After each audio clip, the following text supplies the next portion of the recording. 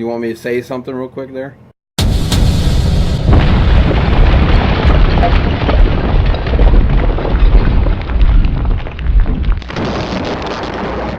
So welcome back to Box Office Maniac Horror Month 2017.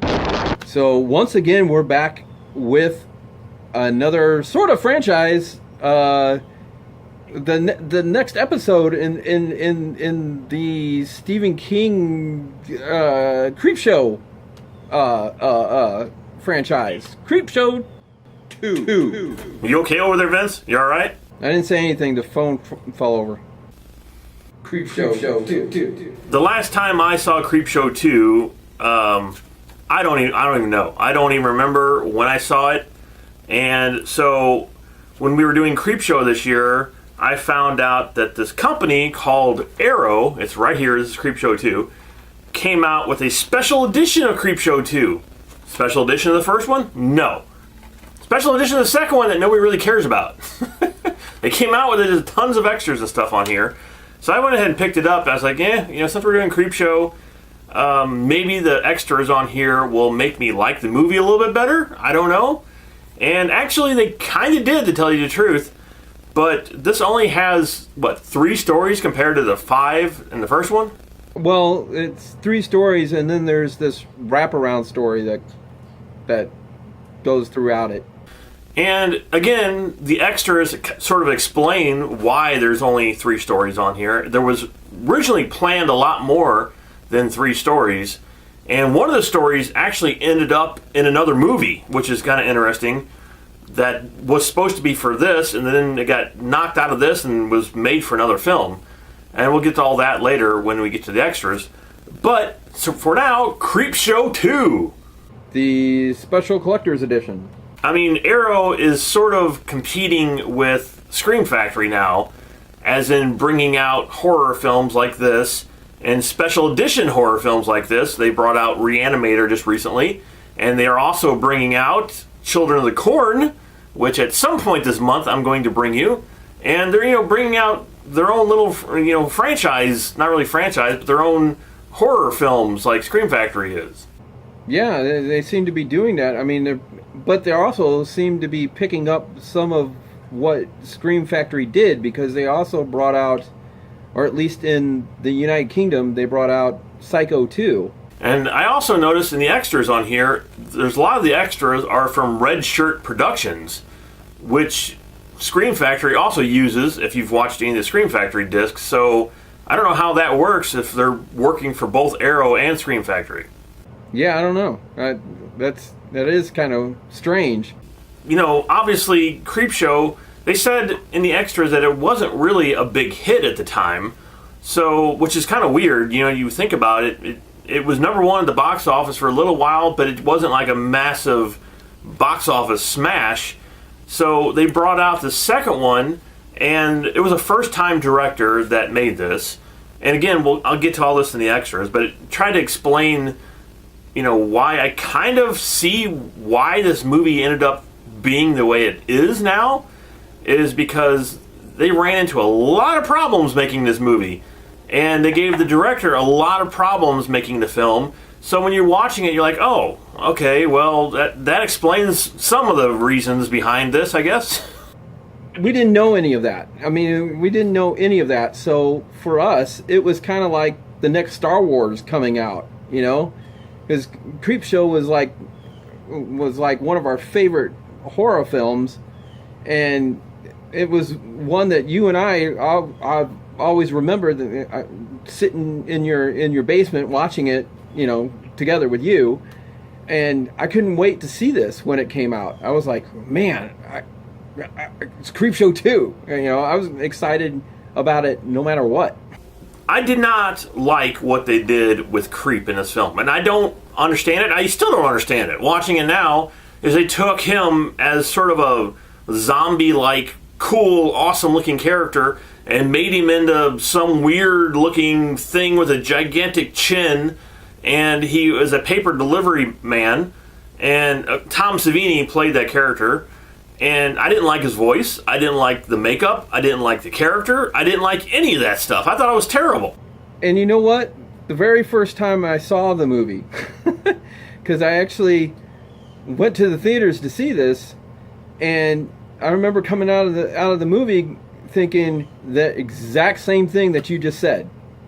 I wasn't crazy about that. I liked the stories that we're going to get into, but this wraparound story to it wasn't all that good. It was kind of lame, and it was also kind of weird because it was more like a kind of a prequel to the original one, rather than, like this is the next thing. All of a sudden he goes from being in this little suburban house. Billy, the character of Billy, goes from being in this suburban little house to it looked like downtown England or something.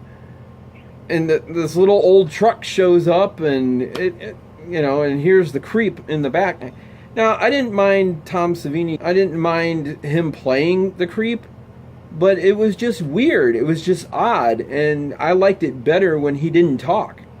Yeah, I know. I just thought his voice was terrible. And I think what they were doing is, if you ever read the old EC comics, there was a character in there, sort of like the Crypt Keeper, and he looked like what they were trying to get him to look like in the second film, rather than keeping Creep from the first movie, which was creepy.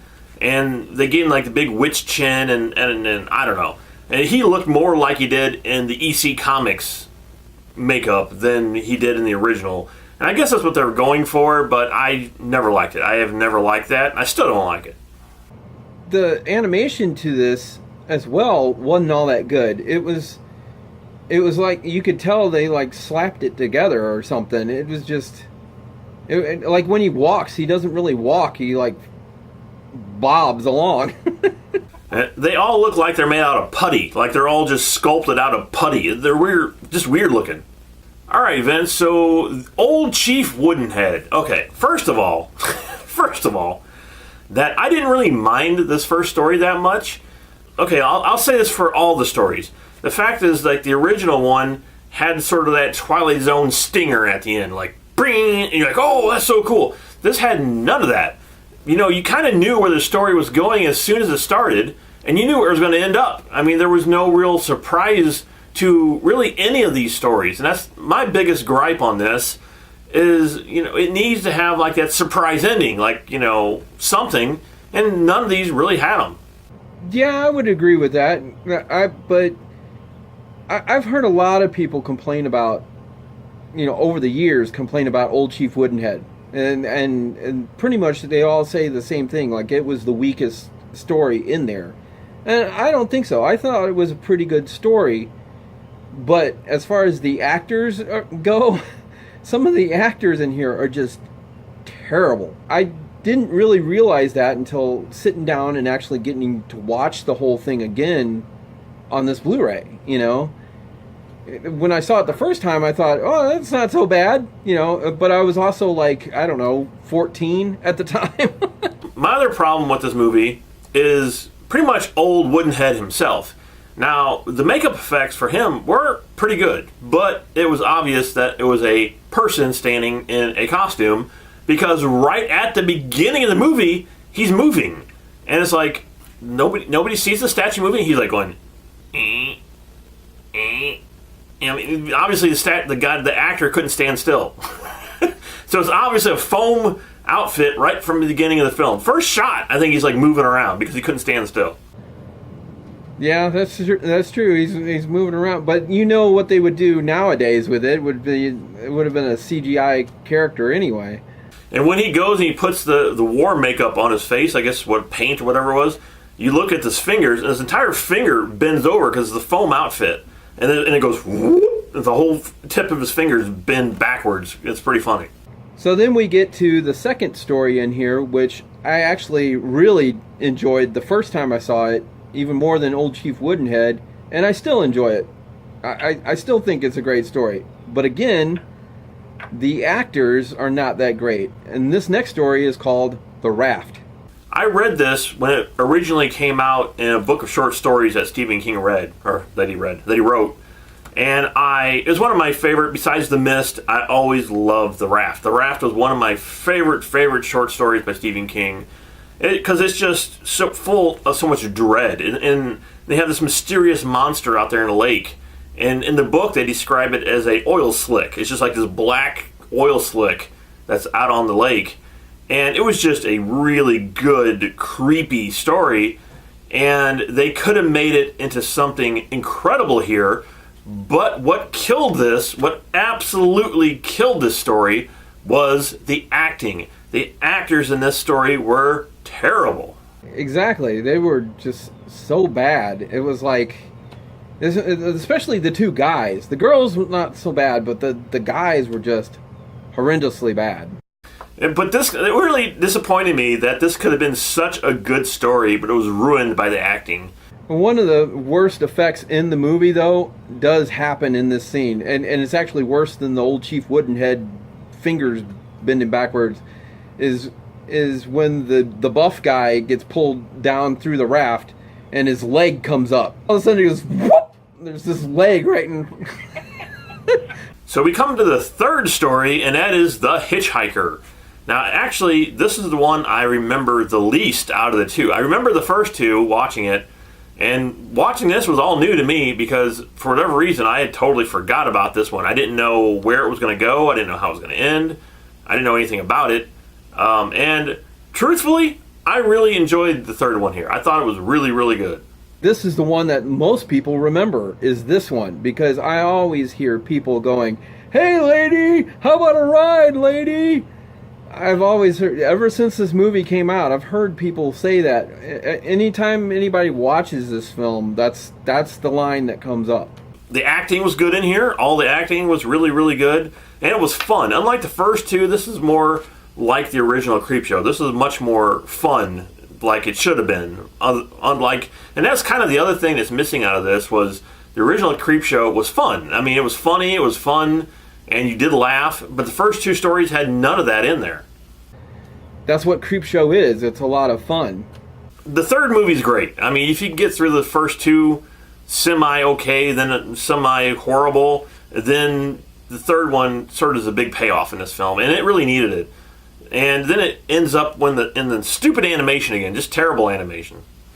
Yeah, exactly. It goes back into the whole Billy story and what they ended off with that, and it's just a really lame way to end it off as well. I mean, yeah, you see a payoff with the animation, but it's just, eh.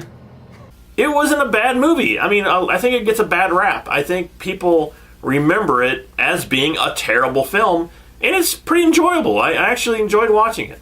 I think because of that animation and because of those things and the bad acting and that's where it gets this terrible, like, well, the second one wasn't so hot. But I don't think they enjoyed it as much when they were making it either, because I actually did get to meet George Romero one time and asked him about Creepshow, and he even said himself, he was like, well, we did the first one, it was a lot of fun, we did the second one, it was fun. You know, it was like he had a good time making the movies, but like you said, you know, they gave them so much trouble with them that it was kind of like, we didn't really get to do what we really wanted to do with it, kind of thing. Overall, I would give Creepshow 2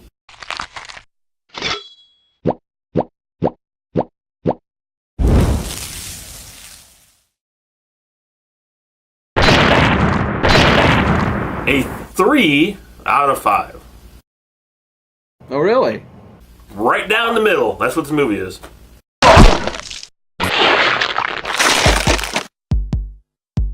I just can't get over the bad acting. If the acting was better in the film, it would have been a 4 out of 5. But the actors, for me, just killed the movie. They just killed it. Don't worry. I got your back. I'll do it for you. Because I'm going to give it a 4 out of 5. I didn't like it the first time I saw it. And that's why I didn't really want to see it again. But since we're doing all this Creepshow stuff, I was like, I'll give it another chance. And I'm glad I did. It's not great, but it's fun. It's enjoyable. You know, I don't think you're going to hate it. I think you will probably enjoy it. I mean, it is. It's an enjoyable movie, and if you remember it as something that you hated, go back and visit it. I think you'll change your mind. When I first saw it, I came out of the movie theater going, man, that was freaking fantastic. I was, big into horror movies. Not that I'm not now, but I was so big into horror movies. Anything was fantastic. Man, that was great. And they showed some boobs. So let's start the extras. Okay, so this commentary is by the director and some guy that he's with. Yeah, they announced who the guy is on the beginning of the commentary, but I can't remember his name. But he actually did a pretty good job of asking the right questions and talking and getting the director, Michael Cornick, to get in there and who didn't really actually need any help. He actually did a really good job. And what's so good about this commentary is he doesn't apologize for the film. He doesn't say anything like, oh, well, this is a great film. No, he doesn't, say that. He knows what it is, and he explains to you why it is what it is and why, it turned out the way it was, and it's all really fascinating. The whole thing's fascinating. And what's so great about this, too, is there are almost no pauses. There are no sitting there not saying anything like half these commentaries we watch. Oh, yeah, that's true. There's very little. I think maybe all of two. There's only like 2 spots in the whole film that they stopped talking for about maybe a minute or two. Very little stopping, watching the film or anything. And it also does one thing that I've always enjoyed with commentary is when they're doing the commentary, they're actually watching the film. So when they come up to those certain parts that they want to talk about, they go, okay, like right here, he's going to do this. And we had so much trouble with him trying to do that. And then they go into whatever the story was. And all the stories he told were really interesting. Yeah, and this guy, he's a first-time director, so they gave him so many problems with this. Mostly it was the weather that, he was battling the raft first. And then he made Old Chief Woodenhead, and then he promised Stephen King that he would make one of the stories in Maine. So he took the whole, film crew to Maine, and then started snowing on him, which wasn't supposed to. Then he dealt with the snowing situation, and it's like every single thing, was bad. It just was all bad for him when he made this movie. So the next extra on Creepshow 2 is Poncho's Last Ride. And this is an interview with Daniel Beer, who plays Randy in The Raft. Now, this was a pretty cool interview, I have to admit. It was kind of interesting to hear what he had to say, especially since David and I really didn't care for his acting in the movie. I can kind of understand why it turned out the way it did, because in each and every one of these extras, they kind of talk about how hard it was to make The Raft, and because of all the weather and different elements that weren't necessarily always production stuff. So it was a very hard film to shoot. And Daniel Beer actually suffered hypothermia throughout the shoot. And the way a lot of other people talked about it was that he only suffered that the last few days. So here they're all standing out there. It's really cold. Because there was a spring coming up from the lake that they were swimming in. So he got hypothermia, and here he's trying to do this shoot. Overall, it's a good extra, but he seems like he was the one person out of all these extras on here that he wasn't really crazy about the movie, because I guess it was just that hard, and he suffered hypothermia, so I guess I understand why. But overall, it wasn't a bad extra. It was pretty good, and pretty good interview. So up next is The Road to Dover, and this is an interview with the hitchhiker from the third part of Creepshow. And this guy, his name's Tom Wright, and he actually is a real stuntman. So they hired him because he was going to do his own stunts, but he was also obviously the actor in the film as well. So it's cheaper to hire a stuntman to do the acting and the stunts in the film, both. And it's a pretty good interview. He just basically talks about how he got the role in the film, and about all the different makeups that he has. I believe there was like 5 or 7 different makeup changes that he had throughout the whole episode. And he talks about, the bad weather and everything it took him to film this movie. And one of the most impressive parts of the film is when he's like attached to the front of the car, and the car sort of goes off the highway and starts going down this cliff, and he's holding on to the car. That's actually him, because you can kind of see him moving. They could have probably used a dummy or whatever, but no, it was actually him, and he was attached to the front of that car. So it's a pretty good extra. Okay, so this first extra on Creepshow 2 is really special to me. I really actually love this extra. It's so awesome. But before I get into it, let me just tell you a little story. Back several years ago, there was a convention here called the FX Show. And they had all kinds of toys and all kinds of hobbies. Basically anything and everything that you could ever collect of any kind was there. They had toys, they had action figures, they had play sets, they had, and you name it. It came from anything from G.I. Joe to Star Wars to horror figures to McDonald's stuff, McDonald's toys. You name it, they had all kinds of stuff there. And in the center, they had a room that had all these guest stars. So you had TV show personalities, you had movie personalities, and you had comic book artists. And in its last few years, one of the years, they had horror movie stars there. So they had all these different people from horror movies. They had Tony Moran, who played Michael Myers in John Carpenter's Halloween. They had Richard Brooker, who played Jason Voorhees in Friday the 13th Part 3. He was the one that actually put on the hockey mask for the first time. Then, of course, sitting next to him was the legendary Robert Englund. Freddy Krueger himself was sitting next to him. And we got to meet all these guys, me and my son Brandon. But sitting right next to Robert Englund was George Romero. I was like, oh man, George Romero, I've got to meet him. So I got in line for George Romero, and I remember looking around and seeing, of course, the lines for Freddy and Jason and Michael Myers. They were a lot longer. Especially Freddy. I mean, Freddy, of course, had 70, 80 people sitting in his line waiting to meet Robert Englund, which is understandable.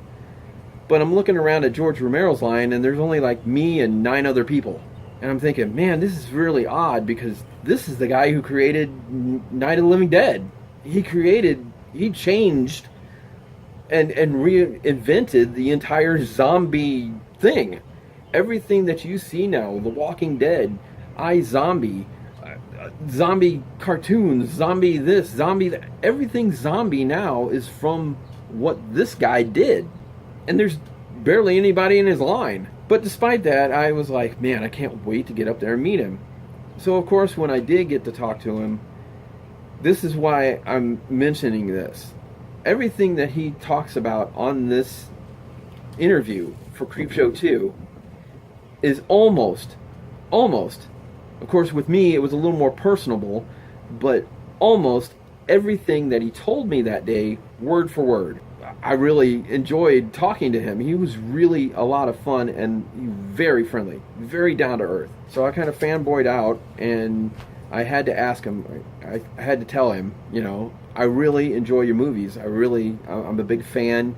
I like Night of the Living Dead and Dawn of the Dead and all these zombie movies that you've made. But I said, one of the movies that I like as much as those, or maybe even just a little bit more, were the Creepshow films. And he goes, yeah, I get a lot of that, actually. He goes, there's a lot of fans that like Creepshow. And I said, I even liked Creepshow 2. I didn't like it quite as much as the first one, but I liked it. I enjoyed it. He goes, yeah, that was a hard one to make. So that's what I kind of wanted to ask you, was what was it like to make those films, and would you ever do another one? And he looked at me, and this is exactly what he says on, like I said, almost word for word. He says this in this interview. But he said to me that day, well, those movies were a whole lot of fun to make. They were really a lot of fun to make. However, I haven't been involved in those project in quite some time. I don't really have the rights to it anymore, and they're actually making a third one. And he goes, which I don't have anything to do with. But they were a lot of fun to make, and he goes, if they ever asked me for another Creepshow, if they ever asked me to be involved with one, I would do it in a heartbeat.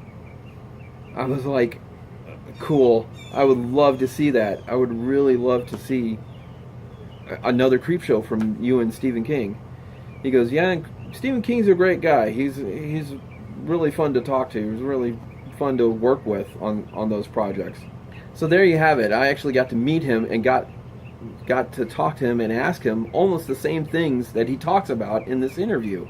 So sitting here watching this interview was like watching almost a ghost in a way. It was almost, as he was talking and as he was telling the stories of Creepshow, and then he finally got to the point where he said, yeah, I'd like to do another Creepshow. I was like, wow. I remember him actually being there, sitting there in front of me and actually saying that, and here I am watching him on this recording, and unfortunately, of course, he's passed away since, so it was kind of like listening to a ghost, but fun. This was a fun interview. It was an awesome interview. It was fantastic. And not just because it's George Romero, and because it was actually a really good interview. It was a really good interview with him. He covered a lot of stuff and talks about it. And it's only about maybe 10 minutes long, but it's fantastic. It's well worth it. It's, I would think, one of the best extras on this disc. Okay, so the next extra here is called Tales from the Creep. And this is actually pretty cool. It has Tom Savini in it, and he talks about how he was actually supposed to direct this film, and he signed a contract with this company to direct 3 movies. One of them was Night of the Living Dead remake, and I forgot what the other ones were, but he was supposed to be in this film too, and he was, but he signed a contract stating that even if he didn't get around to making those movies, he was still going to get paid.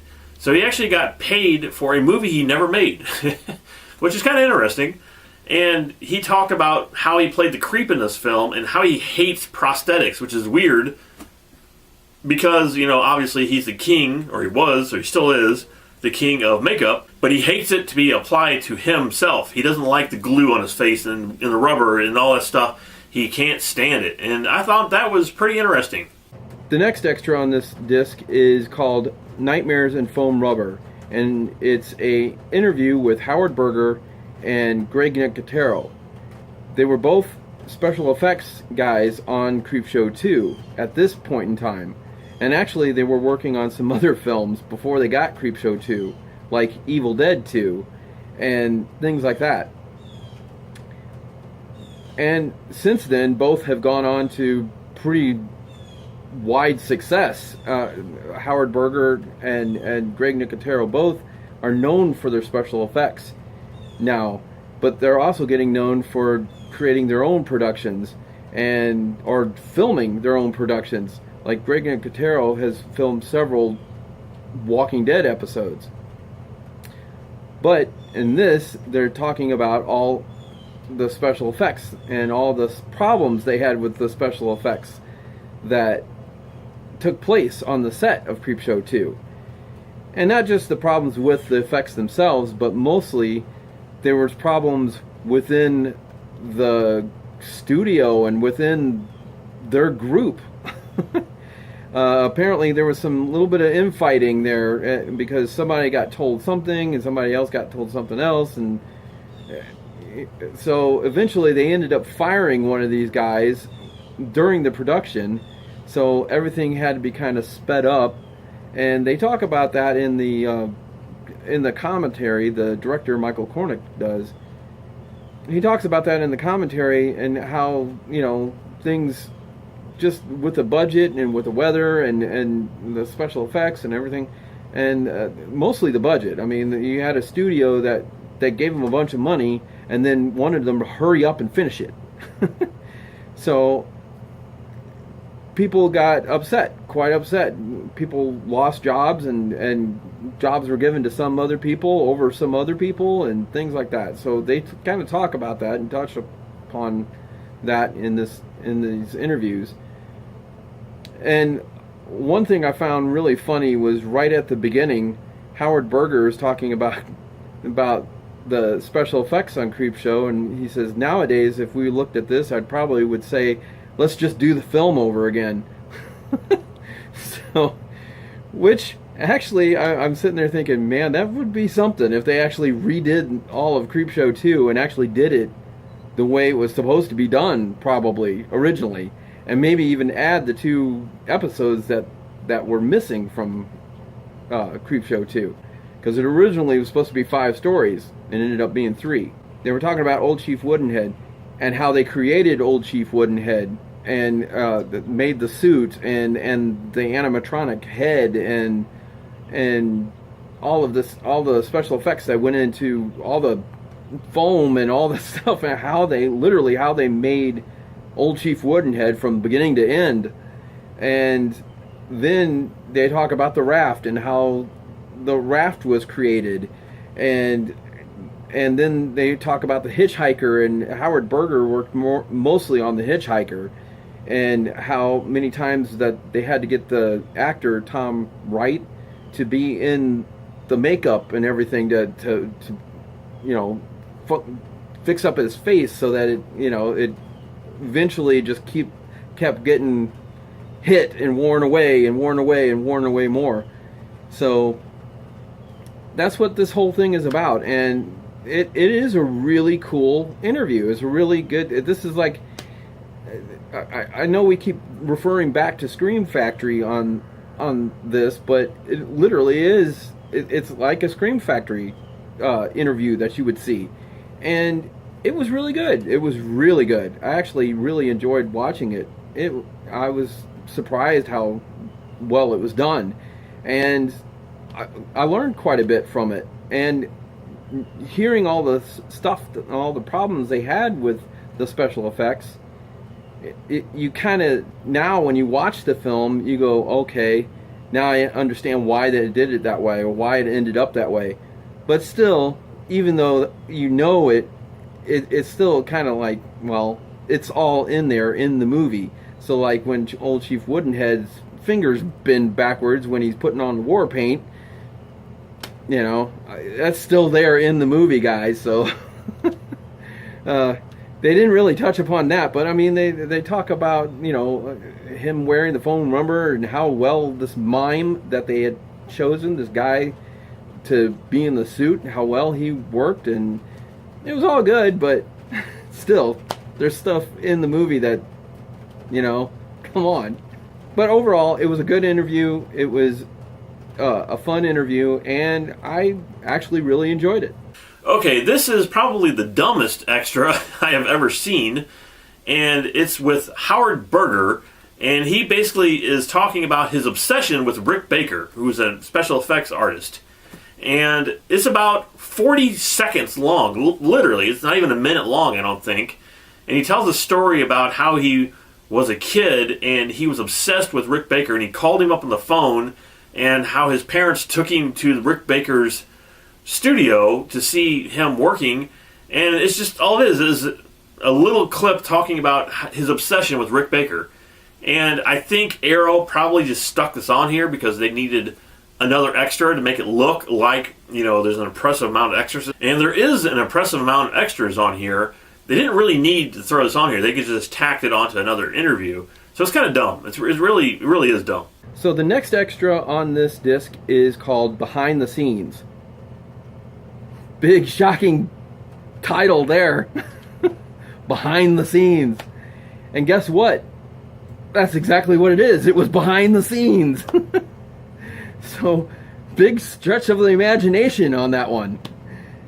Well, actually, this is actually a pretty cool little piece of footage. It's only about 10 minutes long or so, but what it is behind the scenes with Tom Savini. And when Tom Savini was actually having all the makeup and everything applied so that he could play the creep in the film. in the live action parts where he was the creep.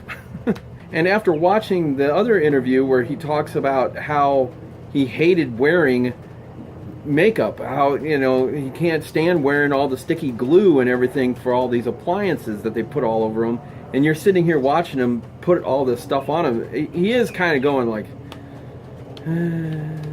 you know, like, oh, please just get me out of this, get me out of this makeup. But he did it. I mean, and he was originally supposed to direct the film, so maybe that had a little bit to do with it too. You know, like, I was supposed to be directing this, but oh well. Now I'm in a chair getting makeup applied to me. It's pretty cool. It's actually a pretty cool little piece of footage. There's no narrator. There's no nothing, and it's actually literally a guy with a video camera videotaping him. And then when they go to the set and show them filming all his parts, the guy's kind of in the background, and he's actually giving you the different angles, or you're watching him do the different angles that Michael Gornick asked Tom Savini to do. So of course he keeps going over and over his same lines, and it kind of repeats itself a little bit, but he's doing it for a reason. But what I found really strange is that they already had the guy that was doing the voice of the creep. They had somebody else do the voice of the creep. And they kept playing the playback for Tom Savini to lip sync to. So he would lip sync the words to creep. And I think that's kind of the reason it turned out so badly. Because if they had done it in reverse, you know, had him say the lines, just had Tom Savini just do the part, act the part, say the lines, I think they could have just matched the voice up to Tom Savini. And it would have been a lot easier to do it that way than it was to do it this way. So it is really strange to see him sitting there, and he's trying to listen to this playback, and you could tell, and that's why in the movie it's kind of even out of sync a little bit. You can tell he's trying to listen to this playback, and he's going, well, kitties, we're here, and it just doesn't look right. It doesn't all sync up. So that, I guess that's kind of the reason that it turned out the way it did, and how badly it turned out.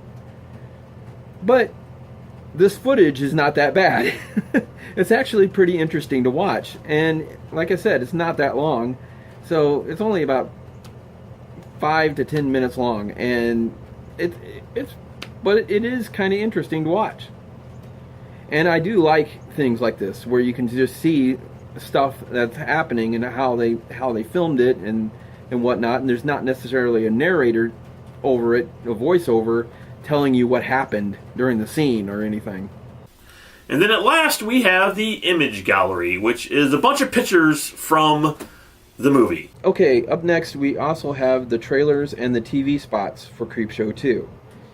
And David and I usually don't comment too much on these because they're trailers and they're TV spots. You know, they're ads for the movie.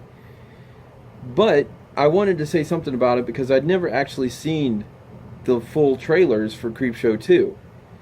And I have to say I liked the first one. I thought the first one was really cool. I actually liked how they put it together. And like I said, I never really ever saw it, but it was actually pretty good. I liked the way they put it together.